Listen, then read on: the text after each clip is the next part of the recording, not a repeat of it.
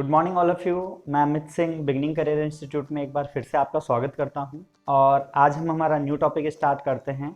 New topic start करने से पहले मैं एक चीज़ कहूँगा कि अब तक की जो 6 क्लासें हो चुकी है, 6 क्लासेस हमने कंप्लीट कर ली हैं और अब जो न्यू क्लास स्टार्ट होने जा रही है 7 डे की, आज 7th डे है, तो मैं आपको कहूँगा कि वो पिछली 6 क्लासें बहुत अच्छे से कर लीजिएगा।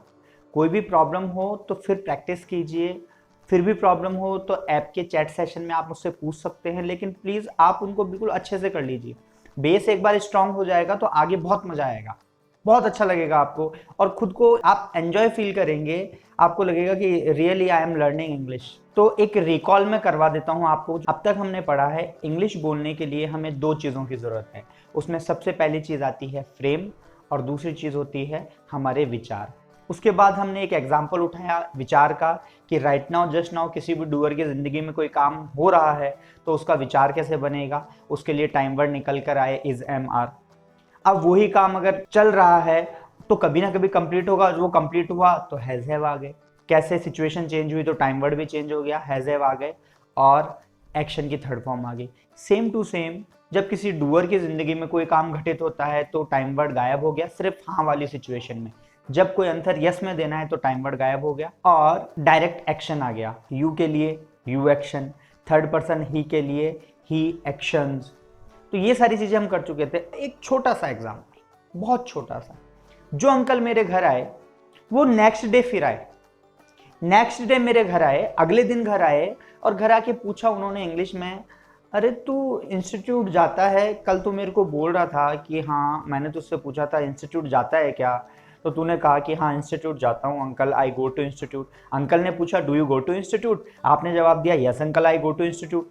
और उन अंकल ने पूछा कि यस्टरडे गया था क्या? बीता हुआ कल ही कहलाता है यस्टरडे, यस्टरडे गया था क्या? अब आप कहना चाहते हैं कि हाँ अंकल गया था, तो अब आप ये तो नहीं कह सकते ना कि uncle yes I am going to institute. Right now just now तो जा ही नहीं रहे अंकल, तो ये पूछ ही नहीं रहे ना कि आप इंस्टीट्यूट जाते हैं क्या, वो तो पूछ रहे हैं कल गया था क्या। अब माइंड में आएगा विचार, विचार आएगा पास्ट में। ध्यान से सुनिएगा, पास्ट में जब कभी भी किसी भी डूअर की जिंदगी में कोई काम होता है तो उसका भी विचार बनता है। विचार तो हर सिचुएशन बनेगा। अब मेरी प्रीवियस क्लास में मैंने आपको एक बात कही थी कि 2 ही सिचुएशन ऐसी होती है जब टाइम वर्ड छुपा हुआ होता है। जब कभी भी हम यस में आंसर देते हैं तो 2 ही सिचुएशन होती है जहां टाइम वर्ड छुपा हुआ होता है। पहली सिचुएशन कि दैनिक दिनचर्या के जितने भी काम हैं उसमें अगर यस में जवाब देना है तो टाइम वर्ड छुपा हुआ है।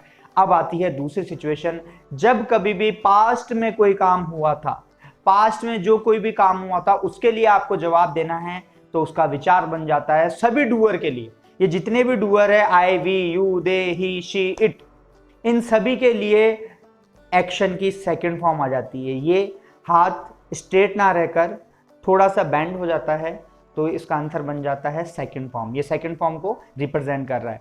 तो आई के लिए विचार, मैं कहना चाहता हूं हाँ अंकल मैं गया था, तो मैं कह दूंगा यस अंकल आई, एक्शन सेकंड फॉर्म।